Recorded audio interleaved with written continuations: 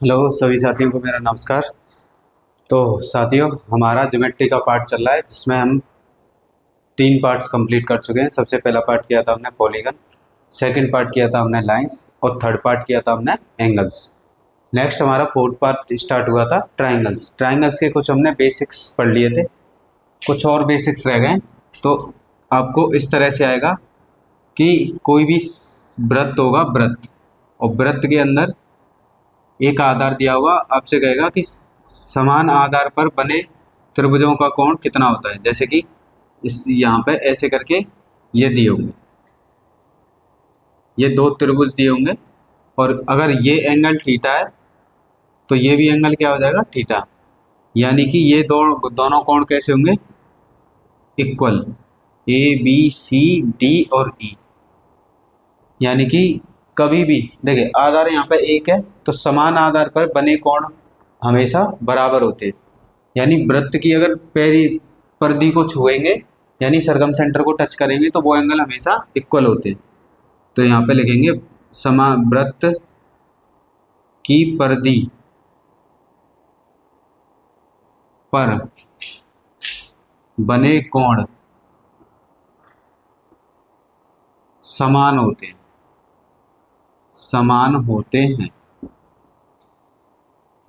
The base triangle in a equal base, same base triangle form A equal angle. यानी कि अगर किसी का बेस सेम है और वो सर्कल में ट्रायंगल बन रहे हैं तो जब भी सरकमफेरेंस को टच करेंगे तो वो एंगल कैसे होते हैं, इक्वल्स होते हैं। सेकंड लास्ट है, देखिए अगर सेम बेस है और यहाँ पर इस तरह से आपका ट्रायंगल बना हुआ है और ये आपको एंगल दिया है सपोज 2 थीटा, और आपसे यहाँ पर एक और ट्रायंगल बना हुआ है इस ऐसे करके, और आपसे इसका एंगल पूछेगा कि ये एंगल फाइंड कीजिए।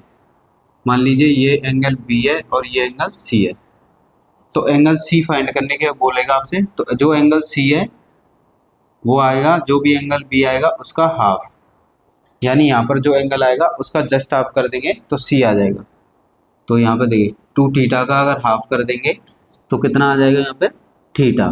यानी एंगल सी कितना आ जाएगा, थीटा। समान आधार पर बने त्रिभुज अगर वृत्त के अंदर नहीं है, देखो ये तो वृत्त के अंदर था, वृत्त के अंदर है और परिधि को टच कर रहे हैं तो ये एंगल इक्वल होते हैं। अगर वृत्त के अंदर नहीं है, वैसे ही है पर आधार समान है, तो यहाँ पर जो एंगल होगा इसका जस्ट आधा ये अगला वाला एंगल हो जाएगा। आया आप सभी के समझ में?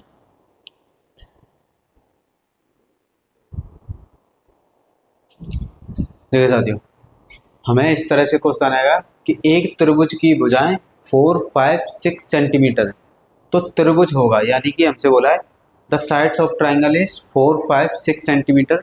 तो ट्राइंगल इज रेस्पेक्टिवली, आपसे ये पूछा है ये एक्यूट एंगल ट्राइंगल होगा या ऑब्ट्यूस एंगल ट्राइंगल होगा, या आपसे ये पूछा है कि ये राइट एंगल ट्राइंगल होगा। तो जब भी आपसे ये पूछेगा ये त्रिभुज क्या होगा, तो मैंने आपको 3 कंडीशन कराई थी। देखिए अगर जो भी छोटी साइड दी है अगर उनका स्क्वायर करें, क्या करना है आपको, जो भी छोटे स्मॉलेस्ट नंबर होंगे उनका स्क्वायर करना है और बड़े वाले नंबर का स्क्वायर करना है। इनको स्क्वायर करके ये आ जाएगा 16, ये आ जाएगा 25 और यहाँ पे आ जाएगा 36। इन दोनों को ऐड करेंगे तो कितना आ जाएगा इसमें, देखिए ये हो गया 41, ये हो गया 36। तो कभी भी दो स्क्वायर का सम, दो भुजा के वर्ग का योग तीसरी भुजा से बड़ा आ जाता है, तो उसे कहते हैं ऑब्ट्यूस ट्रायंगल। क्या बोलते हैं यहाँ पे, ऑब्ट्यूस ट्रायंगल। यानी कि अधिक कोण। तो ये त्रिभुज कैसा होगा, अधिक कोण वाला, अधिक कोण त्रिभुज, ऑब्ट्यूस एंगल ट्रायंगल। कभी भी आपको साइड दी हो और आपसे पूछे कि ये कौन सा ट्रायंगल बनेगा, तो ट्रायंगल की 3 कंडीशन होते हैं। अगर दो भुजाओं का वर्गों का योग, यदि दो भुजाओं के वर्गों का योग वो तीसरी भुजा से बड़ा आ जाएगा तो वहां पे बनेगा अधिक कोण, यानी यहाँ फॉर्म होगा अधिक कोण। और दो भुजाओं के वर्गों का योग तीसरी भुजा के वर्ग से छोटा आ गया तो यहाँ पे बनेगा न्यून कोण, यानी एक्यूट एंगल। और अगर ये इक्वल आ गए, दो भुजाओं का वर्ग तीसरी भुजा के वर्ग आ गया, तो यहाँ बनेगा समकोण, यानी कि राइट एंगल ट्रायंगल। आया आप सभी के समझ में। तो जो भी छोटी साइड दी होंगी उनका स्क्वायर करके देख लेना, प्लस करके देख लेना। तो इनका प्लस आया था 41, यानी ये इससे थर्ड साइड से ज़्यादा है, तो ये कौन सा ट्रायंगल बन गया? Obtuse triangle.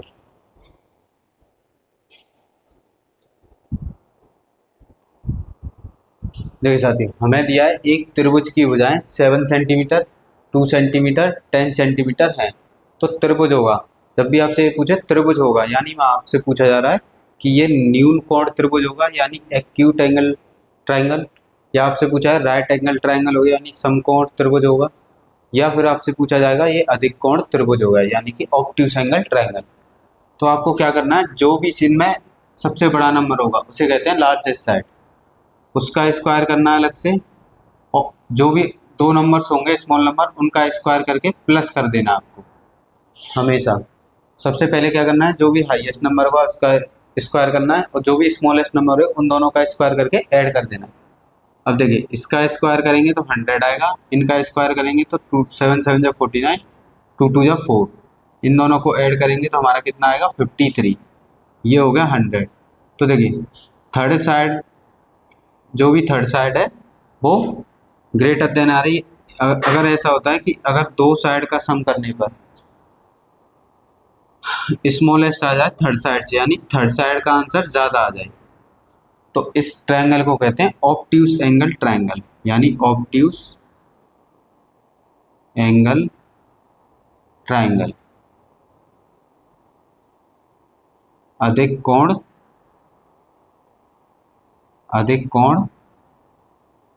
त्रिभुज। जो भी थर्ड साइड होगी यानी सबसे हाईएस्ट नंबर होगा उसका स्क्वायर करने पे, दोनों साइड का स्क्वायर करने पे, अगर प्लस करने पे थर्ड साइड का आंसर ज़्यादा आ जाता है तो उसे कहते हैं ऑब्ट्यूज एंगल ट्रायंगल। तो आपको इस तरह से त्रिभुज पूछा हो तो आप पहले इस तरह से वर्क कर लीजिए और फिर हमें पता चल जाएगा कि ये कौन सा ट्रायंगल है।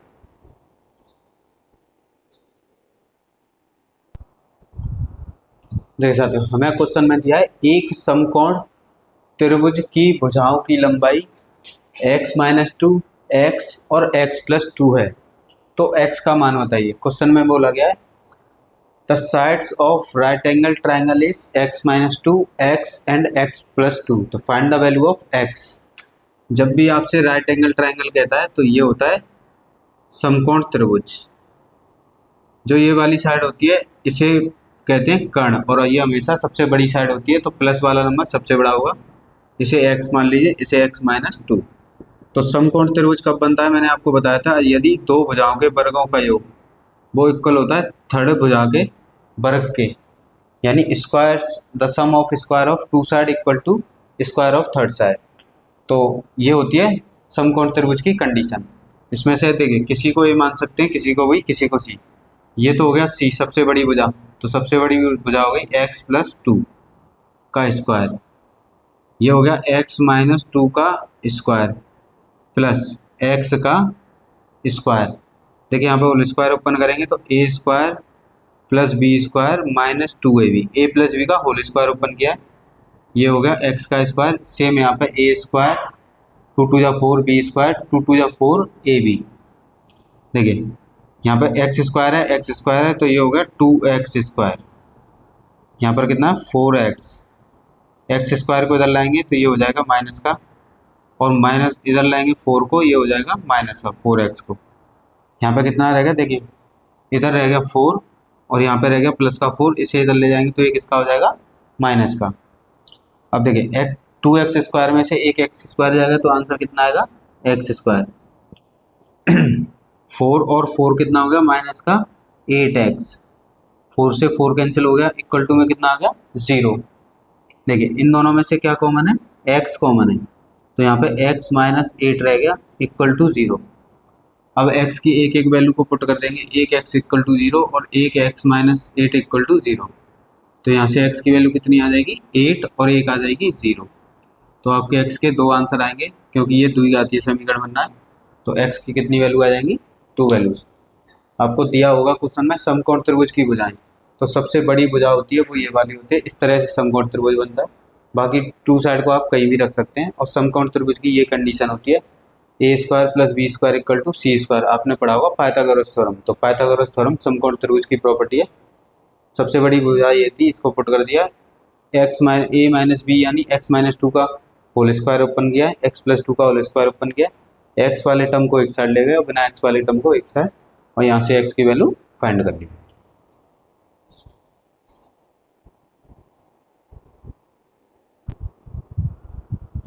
देख सकते हो हमें क्वेश्चन में दिया है एक त्रिभुज की भुजाओं की लंबाई 4 सेंटीमीटर, 6 सेंटीमीटर और ए सेंटीमीटर है, तो ए का मान बताइए।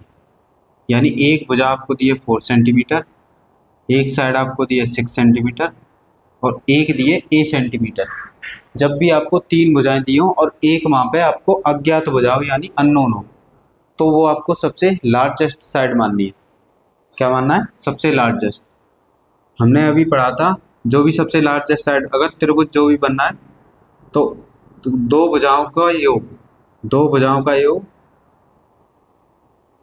या तो उससे छोटा होगा, यानी कि जो आपको भुजा दी होगी दो भुजाओं का योग उससे छोटा होता है, तो इनका योग करेंगे तो कितना हो गया 10, यानी कि दो भुजाओं का योग तीसरी भुजा से हमेशा क्या होता है? बड़ा होता है। तो यहाँ पे एक किससे बड़ा आ जाएगा? 10 से। और ये भी बताया था दो भुजाओं का अंतर, अगर दो भुजाओं का अंतर करें तो वो छोटा आएगा जो भी आपको बड़ी भुजाएं दी है। इसमें से गया 2, ये हो गया ए। अब देखिए यहाँ पे लिखेंगे ए किससे बड़ा है? 2 से, और ए किससे छोटा है? 14 से। देखिए यहाँ पे प्लस करेंगे इनको तो ये 14 हो जाएगा, 14, और यहाँ पे कितना हो जाएगा? 2, तो यहाँ पे कितना आएगा? देखिए ऑप्शन में आएगा 2। जब भी आपको 3 साइड दी हो तो एक बार उन साइड को ऐड करना है, और ऐड करने पे वो हमेशा बड़ा आंसर देंगे, और एक बार उनको माइनस करना है, माइनस पे हमेशा छोटा आंसर देंगे। तो आ जाएगा ए बड़ा होगा 14 से और छोटा होगा 2 से, यानी कि ए 2 से तो बड़ा है और 14 से छोटा है, तो ऑप्शन क्या हो जाएगा? बी। जब भी आपको 2 साइड के बनाओ तो इस तरह से करना है, या फिर आपको ऐसे रख लेना है, जो भी आपको ए का मान पूछे एक बार इसको बड़ा और एक बार इसे छोटा, फिर आपको क्या करना है? दो भुजाओं का अंतर करना है और दो भुजाओं का योग करना है। तो ए जो है ग्रेटर देन हो जाएगा 2 से और लेस देन हो जाएगा 14 से, तो ये क्या हो जाएगा हमारा आंसर। इस तरह से कर लेना आपको डायरेक्ट।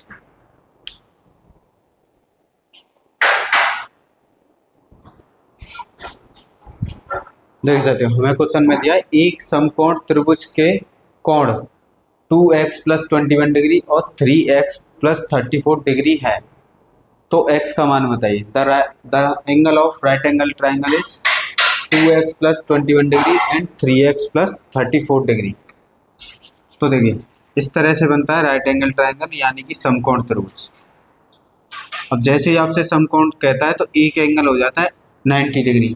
हमेशा एक समकोण त्रिभुज में एक एंगल 90 डिग्री होता है। बाकी के अदर्स एंगल आपको दिए, ये वाला एंगल आपको दिया है 2x प्लस 21 और ये एंगल आपको दिया है 3x प्लस 34। अब त्रिभुज के तीन, मैंने आपको बताया था प्रॉपर्टी पढ़ी थी हमने कि the sum of angles of triangle is 180 degree. त्रिभुज के तीनों कोणों का योग कितना होता है? 180 डिग्री, यानी 2x प्लस 21 ये फर्स्ट एंगल हो गया, सेकेंड एंगल हो गया 3x plus 34 plus third angle 90 degree. क्यों? क्योंकि ये कैसा त्रिभुज है? समकोण त्रिभुज। इक्वल टू में हो जाएगा 180 डिग्री। देखिए 2x प्लस 3x यहाँ कितना हो गया? 5x।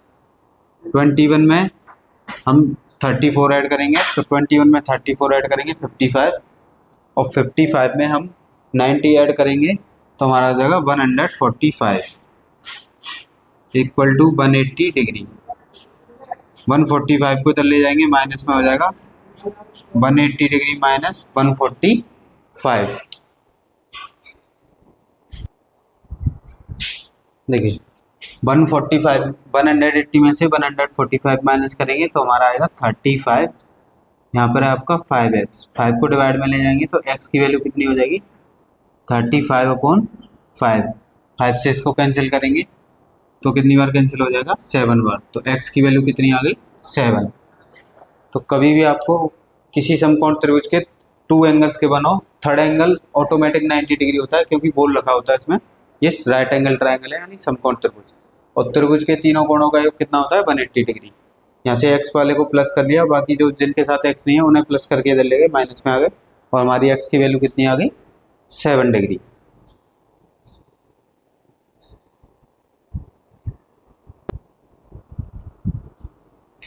देखिए साथियों, हमें दिया है त्रिभुज ए बी सी में angle A plus angle B equal to 113 degree, angle B plus angle C equal to 105 degree.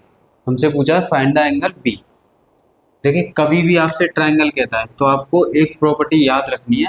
मैंने आपको बताया था कि कोई भी अगर ट्रायंगल दिया है और ट्रायंगल में कितने एंगल फॉर्म होते हैं, 3 एंगल फॉर्म होते हैं, यानी 3 कोण बनते हैं, और तीनों कोणों का योग यानी कि सम ऑफ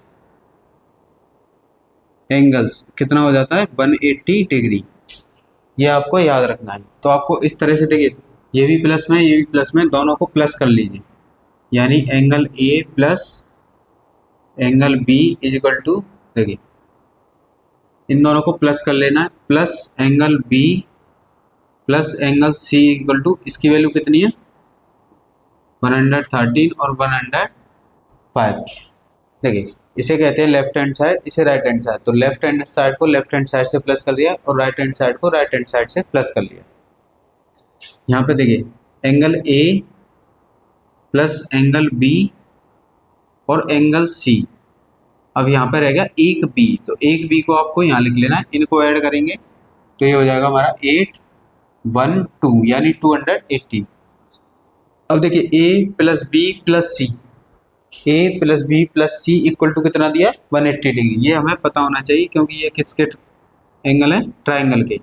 अब यहाँ पे एक एक्स्ट्रा बी था, ये हो गया 280, 180 को उधर ले जाएंगे तो बी की बी इक्वल टू कितना आ जाएगा 218 माइनस 118। तो यहाँ से इसको माइनस करेंगे तो हमारा कितना हो जाएगा, देखिए यहाँ से तो बचा 8, इसमें से इसको माइनस करेंगे तो 3 यानी 38। तो एंगल बी कितना आ गया 38 डिग्री। कैसे किया था, हमें ये बोला गया था कि ये जो एंगल है एक ट्रायंगल में, तो ट्रायंगल के एंगल का सम होता है ये हमें खुद से पता होना चाहिए। अब हमें यहाँ दिया था angle B plus angle A equal to 130 और angle B plus C equal to 105। हमसे पूछा था फाइंड बी। तो देखिए इन दोनों को इसको इसमें प्लस कर दिया, यानी angle A plus angle B plus angle B plus angle C, और नंबर्स को नंबर्स में ऐड कर दिया, यानी कि लेफ्ट हैंड साइड को लेफ्ट हैंड साइड में प्लस किया, राइट हैंड साइड को राइट हैंड साइड में। अब यहाँ पे एंगल ए है, बी है और सी को इसके साथ में लिख लिया, और एक एक्स्ट्रा बी है, एक एक्स्ट्रा बी को लिख लिया। इन तीनों एंगल का सम कितना है, अगर ट्रायंगल के एंगल हैं तो 180 डिग्री, एक एक्स्ट्रा बी था उसे एंगल बी लिखा, और इन दोनों को ऐड करके कितना आया 280, इसको इधर ले गए माइनस में होगा तो एंगल बी कितना आ गया 38 डिग्री।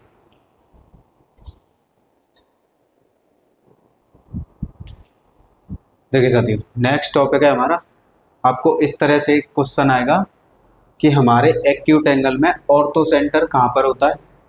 एक्यूट यानी एक्यूट एंगल में सेंट्रोइड कहाँ पे होता है, इन सेंटर कहाँ पे होता है, सरकम सेंटर कहाँ होता है, यानी कि न्यून कोण में लंब केंद्र कहाँ पे होगा, केंद्रक कहाँ पे होगा, अंतःवृत्त केंद्र कहाँ होगा और परिवृत्त केंद्र कहाँ पे होगा। तो आपसे कभी भी पूछता है कि एक्यूट एंगल यानी न्यून कोण में ऑर्थो सेंटर कहाँ होता है, तो केंद्र पर होता है, उसके केंद्र पर। और सेंट्रोइड यानी केंद्रक पूछे, केंद्रक कहाँ होगा, वो भी केंद्र पर। और इन सेंटर पूछता है वो कहाँ होगा, वो भी केंद्र पर। और सरकम सेंटर कहाँ होगा, वो भी केंद्र पर।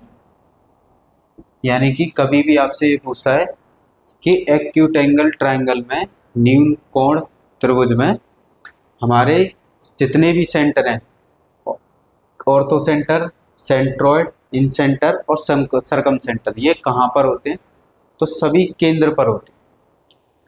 अब देखिए अब आपसे क्वेश्चन ऐसे है, अब समकोण त्रिभुज, अब समकोण त्रिभुज में ये पूछेगा कि ऑर्थो सेंटर कहाँ पे, यानी राइट एंगल ट्रायंगल में ऑर्थो सेंटर कहाँ होगा, सेंट्रोइड कहाँ पर होगा, इन सेंटर कहाँ पे होगा, सरकम सेंटर कहाँ पे होगा। तो समकोण त्रिभुज में जो ऑर्थो सेंटर होता है वो होता है जहां पर आपका राइट एंगल फॉर्म होता है, यानी इस पॉइंट पर।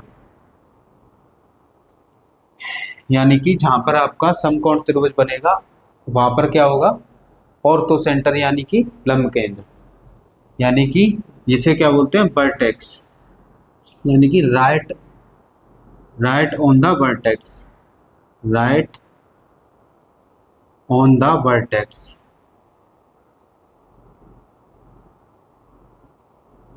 यानी कि समकोण बनने वाले शीर्ष पर। यह पेपर में बहुत पूछा जाता है कि एक समकोण त्रिभुज में ऑर्थो सेंटर यानी कि लंब केंद्र कहाँ होता है, तो जहां आपका राइट एंगल ट्रायंगल यानी 90 का कोण बनेगा वहां पर होगा, यानी समकोण बनने वाले शीर्ष पर। और आपसे पूछता है कि राइट एंगल ट्रायंगल में सेंट्रोइड कहाँ पे होता है, तो वो होता है केंद्र पर। और आपसे पूछता है कि राइट एंगल ट्रायंगल में इन सेंटर कहाँ होगा, तो वो भी होगा केंद्र पर यानी सेंटर पर। और ये पूछता है कि राइट एंगल ट्रायंगल में सरकम सेंटर कहाँ पे होगा, तो इस तरह से राइट एंगल ट्रायंगल बनता है। और यहाँ पर होती है, इस भुजा को बोलते हैं कर्ण यानी हाइपोटेनियस। तो mid on hypotenuse, mid on hypotenuse, mid on hypotenuse यानी कर्ण के मध्य में, कर्ण के मध्य मध्य पर। तो ये क्वेश्चन और ये क्वेश्चन बहुत पूछे जाते हैं एग्जाम में। अब आता है ऑब्ट्यूस एंगल यानी ऑब्ट्यूस एंगल ट्रायंगल अधिक कोण त्रिभुज। तो आपसे लैंग्वेज बेस्ड क्वेश्चन आएंगे कि ऑब्ट्यूस एंगल में ऑर्थो सेंटर कहाँ पर होता है। तो ऑब्ट्यूस एंगल बनता है इस तरह से, ऑब्ट्यूस एंगल ट्रायंगल वो होता है त्रिभुज के बाहर यानी आउटसाइड, आउटसाइड ऑफ ट्रायंगल, त्रिभुज के बाहर, त्रिभुज के बाहर। देखिए कभी भी पूछता है कि ऑब्ट्यूस एंगल ट्रायंगल में ऑर्थो सेंटर कहाँ पे होगा, तो त्रिभुज के बाहर। फिर पूछेगा कि ऑब्ट्यूस एंगल ट्रायंगल में सेंट्रोइड कहाँ पे होगा, तो सेंट्रोइड होता है केंद्र पर, केंद्र पर। यानी कि ट्रायंगल सेंटर कहाँ पे बनेगा, ये रहा केंद्र, इसे कहते हैं सेंटर यानी इनसाइड द ट्रायंगल। अब अगला क्वेश्चन आएगा कि ऑब्ट्यूस एंगल में इन सेंटर कहाँ पे होगा, तो इन सेंटर भी रहता है आपके केंद्र पर। नेक्स्ट क्वेश्चन आएगा कि ऑब्ट्यूस एंगल ट्रायंगल में सरकम सेंटर कहाँ पे होगा, तो सरकम सेंटर होता है आउटसाइड द ट्रायंगल यानी यहां पर outside the triangle, outside of triangle यानी कि त्रिभुज के बाहर। तो ये कंप्लीट चार्ट है, इसमें आपको इस तरह से क्वेश्चन आएगा कि न्यून कोण में लंब केंद्र कहाँ पे होता है, तो केंद्र पर, केंद्र पर यानी कि इसके बिल्कुल मिड में, सेंटर पर। न्यून कोण में केंद्र कहाँ पे होता है, वो भी केंद्र में होता है। न्यून कोण में अंतःवृत्त केंद्र कहाँ पे होता है, वो भी केंद्र पर होता है। और न्यून कोण में परिवृत्त केंद्र कहाँ पे होगा, वो भी केंद्र पर। यानी न्यून कोण में सभी सेंटर कहाँ पे रहते हैं, केंद्र पर। नेक्स्ट आएगा समकोण। समकोण में आपसे पूछेगा लंब केंद्र कहाँ पे होता है, तो ये क्वेश्चन बहुत पूछा जाता है एग्जाम में। तो जहां पर आपका 90 डिग्री का कोण बनेगा वहीं पर होगा, यानी राइट ऑन द वर्टेक्स, समकोण बनने वाले शीर्ष पर। नेक्स्ट समकोण त्रिभुज में केंद्रक कहाँ पे होगा, केंद्रक होता है केंद्र पर यानी कि इसके जस्ट मिड में। फिर आपसे पूछेगा समकोण त्रिभुज में अंतःवृत्त केंद्र कहाँ पे होगा, वो भी केंद्र पर ही होगा। फिर समकोण त्रिभुज में परिवृत्त केंद्र कहाँ पे होगा, वो होता है जो भी भुजा होती है कर्ण यानी हाइपोटेनियस, तो मिड ऑन हाइपोटेनियस यानी कर्ण के मध्य में। ये डायरेक्ट क्वेश्चन आते हैं। फिर आपसे पूछेगा अधिक कोण त्रिभुज में लंब केंद्र कहाँ पे होता है, अधिक कोण त्रिभुज में लंब केंद्र कहाँ पर होगा। देखिए हमसे पूछेगा कि ऑब्ट्यूस एंगल में नहीं, यानी अधिक कोण में लंब केंद्र कहाँ पे होता है, तो इस तरह से बनता है ऑब्ट्यूज, जो 90 डिग्री से बड़े होते हैं एंगल और 180 से छोटे। तो आउटसाइड द ट्राइंगल यानी त्रिभुज के बाहर। फिर आपसे क्वेश्चन आएगा कि अधिक कोण में केंद्रक कहाँ पे होता है, तो केंद्रक होता है केंद्र पर। और अधिक कोण में अंतःवृत्त केंद्र कहाँ पे होता है, वो भी होता है केंद्र पर। और अधिक कोण त्रिभुज में परिवृत्त केंद्र कहाँ होता है, तो उसका आंसर होता है आउटसाइड द ट्राइंगल यानी त्रिभुज के बाहर। तो इस तरह से क्वेश्चन आते हैं। अब इन पे हम करते हैं, इस तरह से ये चार्ट है। अब हम इन पर क्वेश्चन प्रैक्टिस करें।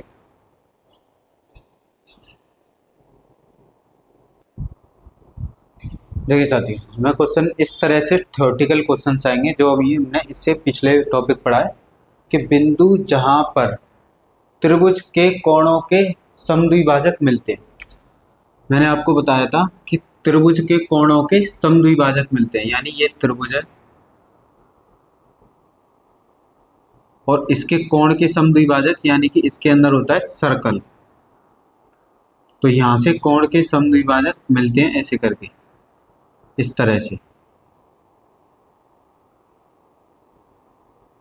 इस तरह से कोण के समद्विभाजक मिलते हैं, तो उसे कहते हैं इनसेंटर। कभी भी त्रिभुज के अंदर वृत्त है तो उसे बोलते हैं अंतःवृत्त केंद्र यानी कि इनसेंटर। तो इसका आंसर क्या होगा, अंतः केंद्र यानी अंतःवृत्त केंद्र, इनसेंटर। देखिए नेक्स्ट क्वेश्चन है, किस त्रिभुज के लंब केंद्र त्रिभुज के बाहर स्थित होते हैं। यानी कि इस क्वेश्चन में पूछा है कि उस ट्रायंगल, वो ट्रायंगल बताइए जिसके ऑर्थो सेंटर ट्रायंगल के आउटसाइड होते हैं। तो मैंने अभी आपको बताया था सबसे लास्ट में ऑब्ट्यूस एंगल। तो ऑब्ट्यूस एंगल ट्रायंगल यानी अधिक कोण त्रिभुज, उसके जो भी के लंब केंद्र होते हैं वो कहाँ होते हैं, त्रिभुज के बाहर। तो इसका आंसर क्या होगा, अधिक कोण त्रिभुज यानी ऑब्ट्यूस एंगल ट्रायंगल। तो ऑब्ट्यूस एंगल ट्रायंगल के ही यानी कि ऑर्थोसेंट्रल लंब केंद्र वो ट्रायंगल से बाहर होते हैं। तो इस तरह से थ्योरेटिकल क्वेश्चन आते हैं उसी टॉपिक पर।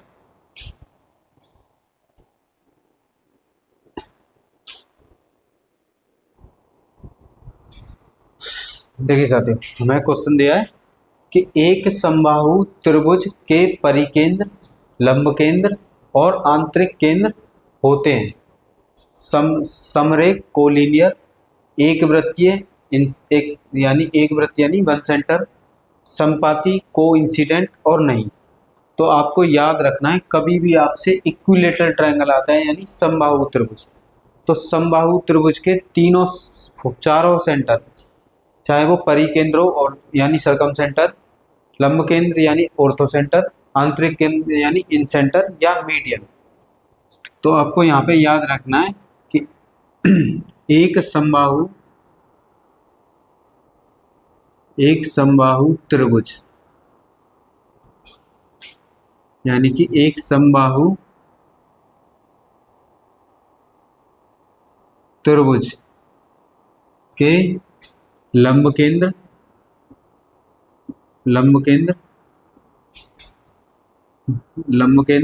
मीडियन यानी माध्यक और परिकेंद्र, आंतरिक केंद्र और परिकेंद्र,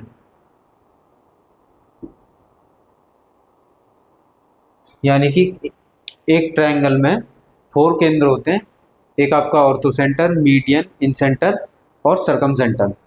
तो वो हमेशा जब भी समबाहु त्रिभुज आता है तो इन सब का आंसर होता है संपाती यानी कोइंसिडेंट।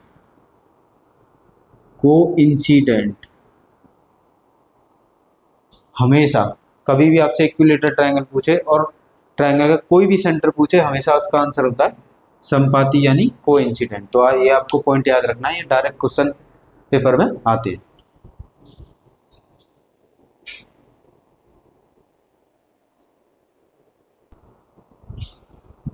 देखिए साथियों, हमें क्वेश्चन में दिया है एक त्रिभुज की सभी माध्यिकाएं बराबर होंगी। वहां पे बोला गया all median of triangle is equal, तो वह त्रिभुज होगा यानी कि फाइंड द ट्राइंगल। अब मैंने आपको बताया था एक ही ट्राइंगल ऐसा होता है जिसमें all median all orthocentre, incentre, circumcentre equal होते हैं।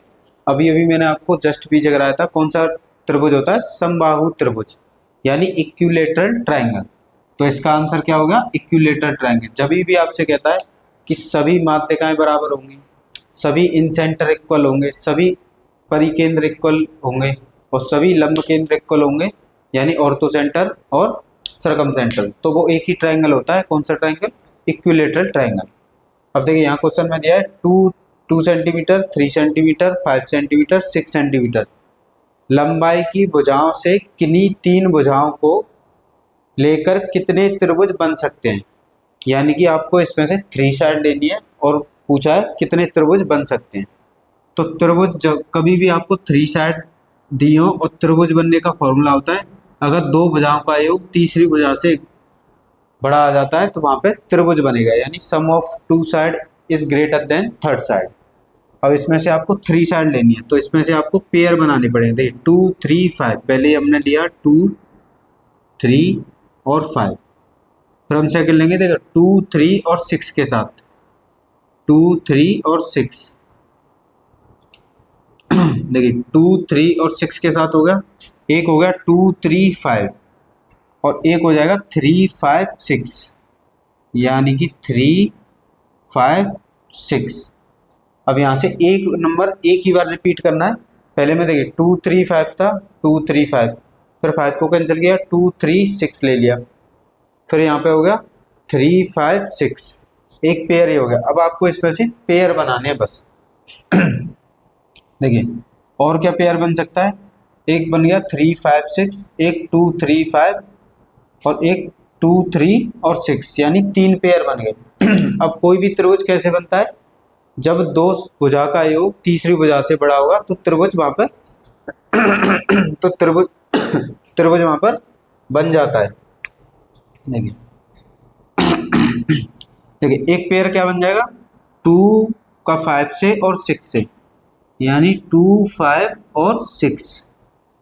सबसे पहले हमने बनाया 2 3 और 5 का, 3 ही नंबर्स लेने आपको, फिर 2 3 6 का, फिर 3 5 6 का, फिर 2 5 6 का, यानी ये हो गए आपके 4 पेयर। और कोई पेयर इसमें बनेगा नहीं। अब देखिए सबसे हाईएस्ट साइड को अलग रखना है, इन दोनों साइड को देखिए 2 में 3 ऐड करेंगे 5 आएगा और यहाँ पे 5, यानी 2 + 3 ये हो जाएंगे इक्वल। तो जब भी इक्वल हो जाते हैं तो वहाँ पे त्रिभुज कभी भी नहीं बनता। देखिए 2 को 3 में ऐड करेंगे, 2 को 3 में ऐड कर देंगे 5, और बड़ी साइड को आपको अलग रखना है। देखिए ये साइड छोटी आ रही है तो ये कभी भी त्रिभुज बने नहीं, यानी 2 भुजाओं को जोड़ने पर वो आंसर बड़ा होना चाहिए सब तीसरी भुजा से। यानी तीसरी भुजा कौन सी? सबसे बड़ी भुजा। देखिए इसमें सबसे बड़ी भुजा कितनी है? सबसे हाईएस्ट साइड कौन सी है? 6। अब इन दोनों को ऐड करेंगे 3 और 5 को, 3 और 5 को ऐड किया तो ये हो गया 8, और 8 बड़ा होगा 6 से, तो ये आपका त्रिभुज बन जाएगा। अब देखिए सबसे बड़ी साइड को आपको अलग रखना है और बाकी जो 2 छोटी साइड है उनको ऐड करना है। 2 को 5 में ऐड करेंगे कितना हो जाएगा? 7, तो ये हो गया 7। देखिए थर्ड साइड से ग्रेटर देन आ रहा है ना, तो ये हो गया 7। तो इसमें कितने ट्राइंगल्स बन जाएंगे? 2 ट्राइंगल्स बन जाएंगे। आपको इस तरह से पेयर बनाने और 2 भुजा, सबसे बड़ी भुजा को अलग रख लेना है, बाकी जो 2 भुजा बचेंगी उनको ऐड करना है।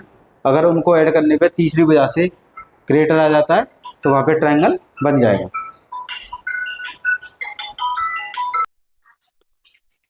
देखिए साथियों क्वेश्चन में दिया है एक त्रिभुज की भुजाओं के मध्य बिंदु किसी एक शीर्ष के साथ चौथे बिंदु के रूप में मिलकर बनाए जाते हैं।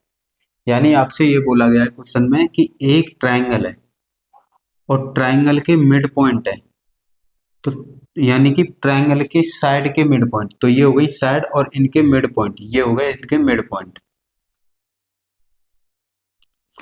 इनको मिलाकर बोला गया है किसी एक शीर्ष के साथ चौथे बिंदु के रूप में मिलाकर बनाएं। तो इन्हें ऐसे करके मिलाया जाता है और किसी एक शीर्ष, यहां से आपको एक शीर्ष लेना है और चौथे बिंदु को मिलाकर ये बनाए गए। तो आपसे ये पूछेगा ये जो चौथे बिंदु से इसके मध्य बिंदु से ये जो चतुर्भुज बना है वो चतुर्भुज क्या है, यानी कि क्वाड्रिलेटरल बना है, वो क्वाड्रिलेटरल क्या है? यानी कि रोम्बस रोम्बस है, या पैरेललोग्राम है, या ये स्क्वायर है, या ये रेक्टेंगल है।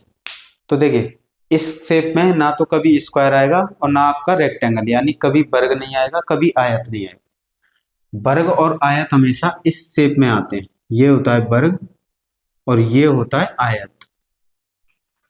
तो दो ऑप्शन तो वैसे ही गलत हो गए, यानी कभी भी वर्ग नहीं हो सकता, स्क्वायर नहीं हो सकता और कभी भी आयत नहीं हो सकता। अब बचा समचतुर्भुज यानी रोम्बस या समांतर चतुर्भुज यानी पैरेललोग्राम। अब यहां से देखते हैं कि रोम्बस बनेगा क्या बनेगा।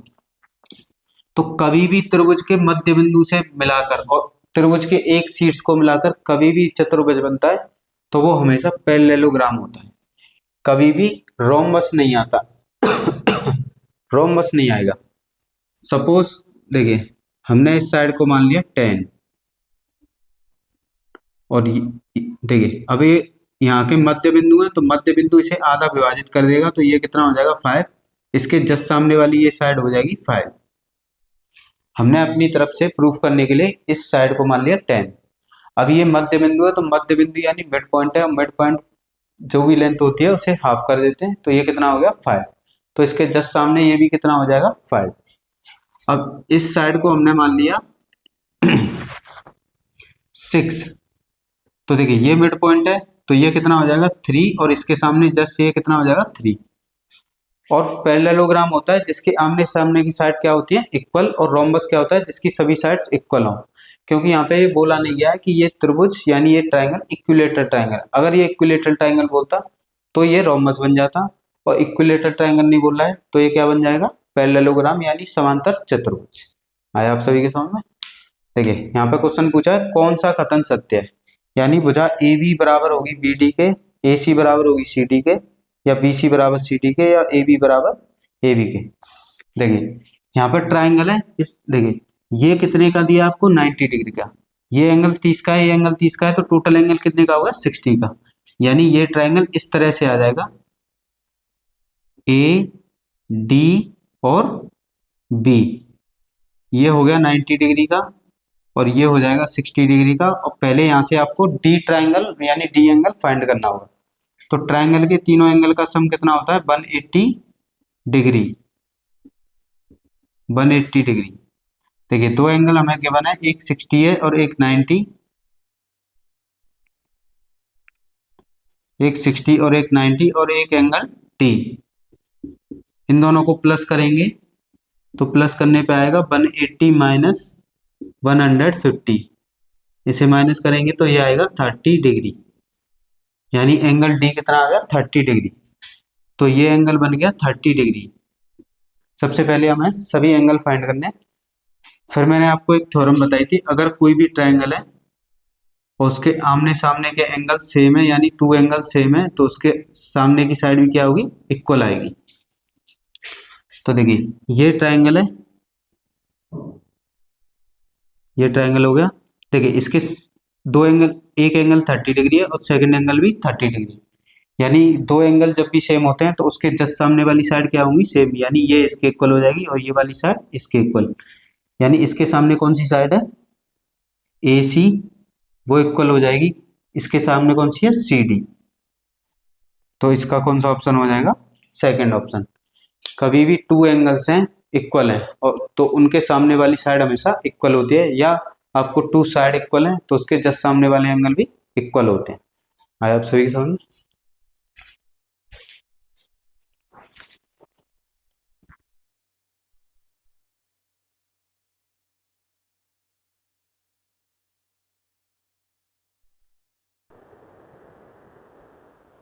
देखिए साथियों नेक्स्ट क्वेश्चन है त्रिभुज ए बी सी में, यानी आपको ए बी सी ये ट्रायंगल दिया, बी सी यानी बी सी ये साइड है, बी सी को डी तक बढ़ाया गया है, इसको डी तक ले गए। फिर बोला है जिसमें सी डी यानी कि भुजा सी डी ये वाली भुजा इक्वल है ए सी के, यानी ये वाली साइड इस साइड के इक्वल है। फिर हमसे बोला गया है यदि बी ए डी, बी ए और डी यानी ये कंप्लीट एंगल, ये आपको दिया है 111 डिग्री, और ए सी बी ये दिया है 80 डिग्री, तो ए बी सी की माप है, तो ए बी सी ये आपसे पूछा है, यानी ये एंगल कितने का होगा। तो देखिए हमने एक थ्योरम पढ़ी थी, अगर दो ट्रायंगल दिए हैं आपको और उनकी टू साइड इक्वल हैं, देखिए यहाँ पे टू साइड इक्वल हैं, तो उनके सामने वाले एंगल भी क्या होते हैं, इक्वल होते हैं। ये इनके सामने वाले एंगल हो गए इक्वल। और एक और थ्योरम पढ़ी थी हमने कि कोई भी अगर ट्रायंगल है और ट्रायंगल का एक बाह्य कोण दिया है आपको, सपोज ये दिया है x, इसके जस्ट अपोजिट जो एंगल होंगे यानी y और z, तो ये x इक्वल टू हो जाता है y प्लस z। ये दो थ्योरम पढ़ी थी हमने कि अगर कोई टू साइड इक्वल हैं तो उनके अपोजिट एंगल भी इक्वल होंगे, और किसी भी ट्रायंगल की एक साइड को आगे ले जाते हैं तो इसका आउटर एंगल है इसके जस्ट अपोजिट टू एंगल के सम के इक्वल होता है। तो देखिए ये दोनों साइड इक्वल हैं, तो इसके सामने ये एंगल और इसके सामने ये एंगल, ये दोनों एंगल होंगे इक्वल। तो हम इन्हें मान लेते हैं ये थीटा है और ये भी क्या है, थीटा। अब देखिए ये त्रिभुज बन गया, इस तरह से त्रिभुज आ गया, ये इस तरह से त्रिभुज आ गया, ये एंगल थीटा है और ये भी एंगल थीटा है, और ये हो गया इसका बाहर वाला एंगल कितना, 80 डिग्री। तो जब भी बाहर वाला आउटर एंगल होता है, आउटर एंगल जस्ट अपोजिट वाले टू एंगल के सम के इक्वल होता है, यानी theta plus theta equal to कितना हो गया, 80। यहाँ से आएगा 2 थीटा इक्वल टू 80 डिग्री, 2 से कैंसिल कर देंगे तो थीटा की वैल्यू कितनी हो गई, 40 डिग्री। यानी कि ये एंगल कितने आ गए, 40 डिग्री। हमसे पूछा है ये वाला एंगल, देखिए हमसे ये एंगल पूछा है, इसका एक एंगल हमें पता है, एक एंगल पूछा है और एक एंगल, देखिए ये कितने का आ गया, 40 डिग्री का। तो ये एंगल कैसे निकालेंगे हम, देखिए कंप्लीट एंगल कितने का है, 111 का, यानी इन दोनों को मिला के एंगल कितने का है, 111 का। और हमें सिर्फ ये एंगल फाइंड करना है, तो इसमें कैसे फाइंड करेंगे, 111 में से, यानी हमें बी ए सी फाइंड करना है। तो कंप्लीट एंगल कितना है, 111, उसमें से माइनस कर देंगे 40 डिग्री, इसमें से जब ये माइनस करेंगे तो ये आएगा, इसमें से माइनस करके ये 7, यानी 71 डिग्री। यानी ये सेपरेट एंगल कितने का आ गया, 71 डिग्री का। अब ये बन गया ट्रायंगल, और ट्रायंगल के तीनों एंगल का सम कितना होता है, 180 डिग्री, यानी angle A plus angle B plus angle C, ये हो गया 180 डिग्री। एंगल ए हमने 71 फाइंड किया है, एंगल बी हमसे पूछा है, एंगल सी कितना दिया है यहाँ पे हमें, 80 डिग्री, ये हो गया 80 डिग्री इक्वल टू 180 डिग्री।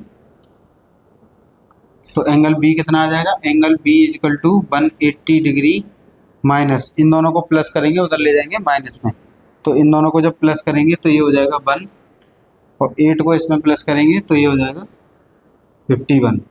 अब इन्हें माइनस करेंगे तो ये आ जाएगा आपका 29 डिग्री, यानी एंगल जो पूछा था वो कितना आ गया, 29 डिग्री। ये हो गया हमारा आंसर, यानी ऑप्शन कौन सा हो गया, ए। देखिए क्वेश्चन में सबसे पहले आपको ये एंगल गिवन था और ये कंप्लीट एंगल था, और ये साइड इक्वल थी। कभी भी टू साइड इक्वल होती हैं, उसके जस्ट अपोजिट वाले एंगल होते हैं इक्वल। तो इस एंगल को अपनी तरफ से थीटा मान लिया, इसको भी थीटा मान लिया, तो ये ट्रायंगल बन गया। अब ये हो गया आउटर एंगल। थ्योरम होती है जो भी आउटर एंगल होगा अपने पीछे वाले दो एंगल के सम के इक्वल होगा। तो यहाँ से आ गया ये एंगल, यानी ये 40 का है, ये भी 40 का है। अब देखिए ये एंगल कितने का, 40 का, और ये कंप्लीट एंगल 111 का। अगर हम कंप्लीट में से थीटा माइनस कर दें तो ये एंगल आ जाएगा। तो हमने वही किया है, ये एंगल फाइंड कर लिया है। तो ये वाला एंगल कितने का आ गया, यानी कि आपका बी ए सी, ये वाला एंगल कितने का है, 71 का। अब ये ट्रायंगल बन गया, और ट्रायंगल के तीनों एंगल का सम कितना होता है, 180 डिग्री। तो हमने तीनों एंगल को यहाँ पे पुट कर दिया, और एंगल बी कितना आ गया, 29 डिग्री।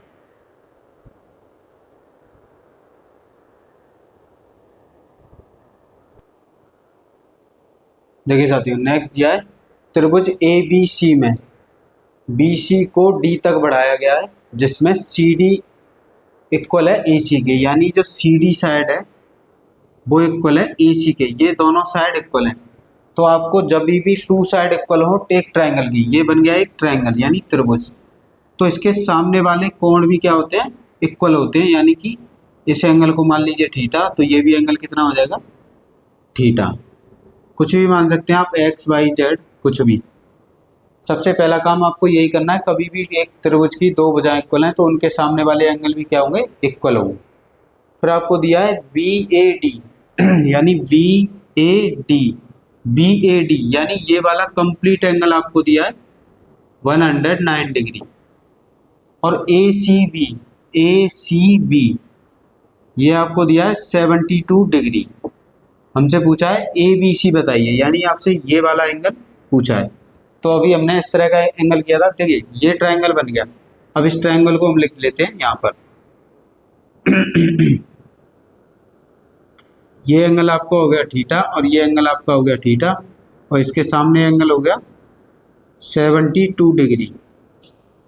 तो एक थ्योरम पढ़ी थी हमने, ये त्रिभुज का बाहर वाला कोण है, ये त्रिभुज के अंदर वाले। तो कभी भी ट्रायंगल का आपको बाह्य कोण दिया हो तो इसके अपोजिट पीछे जो दो एंगल होंगे उन दोनों का सम इसी के इक्वल होगा। यानी कि theta plus theta is equal to कितना हो जाएगा, 72। ये हो जाएगा 2 थीटा इक्वल टू 72। 2 को ले जाएंगे डिवाइड में, 72/2, तो थीटा इक्वल टू इससे डिवाइड करेंगे तो कितना हो जाएगा, 36। यानी ये जो एंगल है वो कितने आ गए आपके, 36। अब देखिए ये त्रिभुज बना है, ये हो गया त्रिभुज। अब त्रिभुज का हमें एक कोण पता है, अगर हमें ये कोण पता चल जाए तो हम एक त्रिभुज, ये पता चल जाए, ये पता ही है, तो त्रिभुज में एक कोण निकालना कैसे, तीनों का सम 180। देखिए ये कंप्लीट एंगल कितने का दिया, 109 का, और ये कितने का आएगा हमारा, 36। तो इसे फाइंड कैसे करेंगे, देखिए थीटा प्लस ये वाला एंगल, इसे मान लीजिए एक्स, इन दोनों को ऐड करके कितना आ रहा, 109। देखिए ये दोनों एंगल इसी में तो है, तो एक्स अपनी तरफ से माना है, x plus theta equal to 109। अब हमने थीटा की वैल्यू फाइंड कर ली, कितना, 36। एक्स इक्वल टू 109, 36 को इधर ले जाएंगे, एक्स इक्वल टू 109 माइनस 36, इसमें से माइनस करेंगे तो 3 और ये 7, यानी x कितना आ गया, 73। अब ये बन गया ट्रायंगल, यानी कि ये आपका ट्रायंगल बन गया जिसमें ये एंगल B है, ये एंगल A है और ये एंगल C है। ये हो गया 72 डिग्री और ये आया आपका 73 डिग्री, और ये आपसे पूछा है, तो ये बन गया ट्रायंगल। अब त्रिभुज के तीनों कोणों का योग कितना होता है, 180 डिग्री, यानी angle A plus angle B plus angle C equal to 180 degree. तो ये एंगल A कितना दिया है, 73, तो एंगल B आपसे पूछा है, और एंगल C कितना है, 72 इक्वल टू 180 डिग्री। 72 में 73 ऐड करेंगे तो इनको ऐड करने पे आएगा आपका 145 इक्वल टू 180। 145 को इधर ले जाएंगे तो ये हो जाएगा माइनस का 180 माइनस 145, इसको माइनस करेंगे तो ये आ गया 35 डिग्री, यानी एंगल बी कितना आ गया, 35 डिग्री। तो इस तरह से करना है क्वेश्चन को, और ये आपके एग्जाम में बहुत ही ज़्यादा पूछा जाता है। शॉर्ट तरीके से आप कैसे कर सकते हैं, कभी भी टू एंगल्स हों, मतलब टू साइड इक्वल हो, तो उसके जस्ट अपोजिट एंगल इक्वल होते हैं। इसके आपको बाहर वाला एंगल दिया होगा, इनको जो बाहर वाला एंगल दिया होगा उसका हाफ करके ये एंगल आ जाएगा, तो यानी 36 को 109 में से माइनस कर देना है तो ये एंगल आ जाएगा। जो भी ये दो एंगल आएंगे इनको प्लस करके 180 में से माइनस कर देंगे, ये एंगल आ जाएगा। आया आप सभी के समझ में।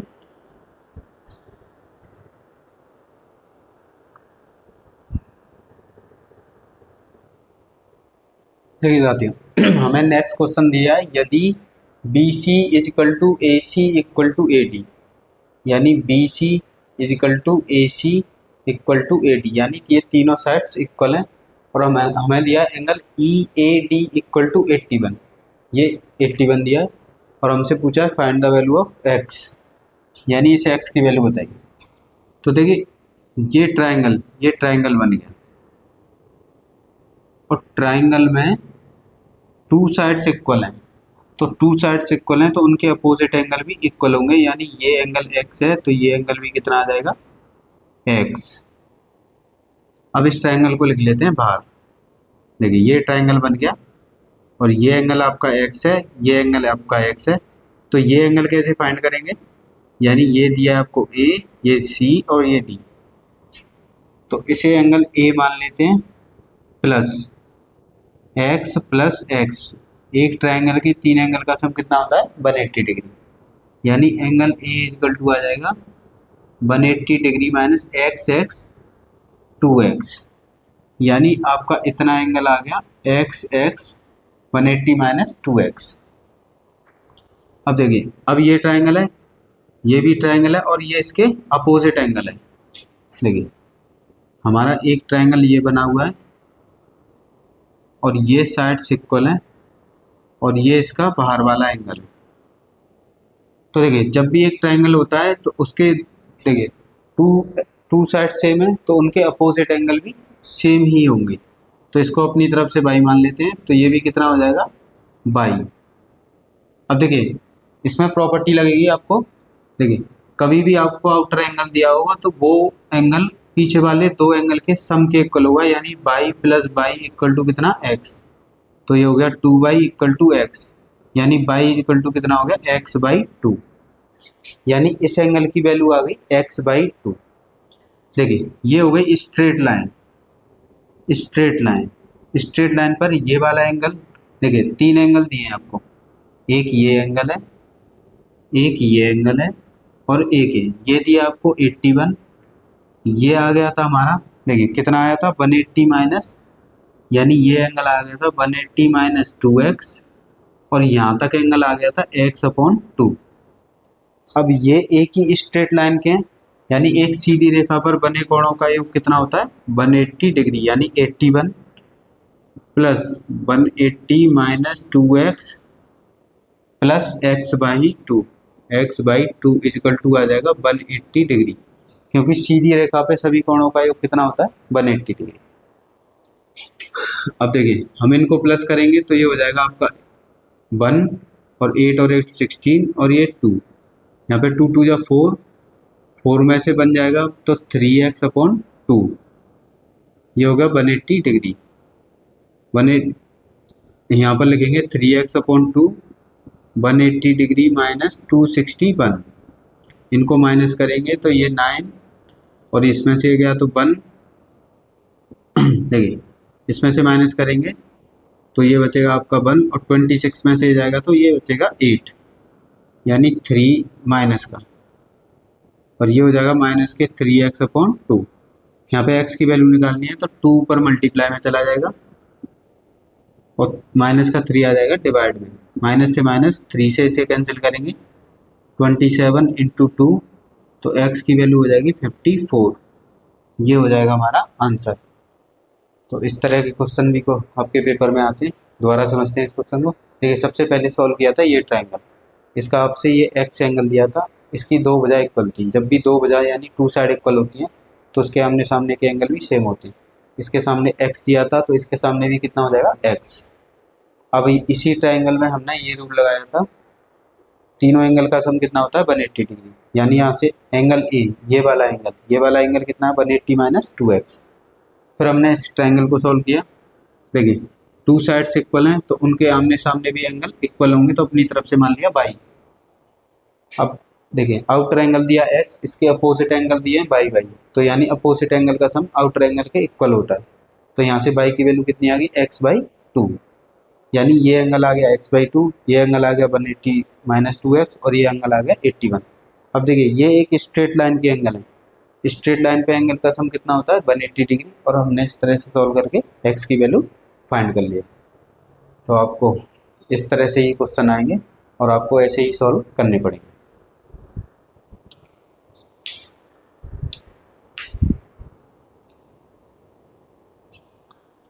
तो प्यारे साथियों, आज हम यहीं तक स्टॉप करते हैं।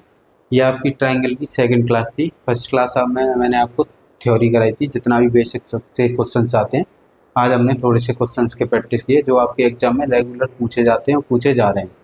आपके यूपीएसआई, यूपी पुलिस कांस्टेबल, कोई भी एग्जाम होता है सीजीएल लेवल तक का, आपके लिए ये मैथ मोर देन इनफ है। हमेशा प्रैक्टिस करते रहें, इतना भी आप प्रैक्टिस कर लेंगे मोर देन इनफ है। तो आज के लिए यहीं तक रखते हैं, इससे कंटिन्यू हम कल करेंगे। हमेशा अच्छा सोचिए, हैंड रिटन नोट्स बनाइए, अच्छा खाइए, हेल्दी रहिए और मस्त रहिए, पढ़ते रहिए, मेहनत करते रहिए। एक दिन आपको सफलता अवश्य मिलेगी। धन्यवाद।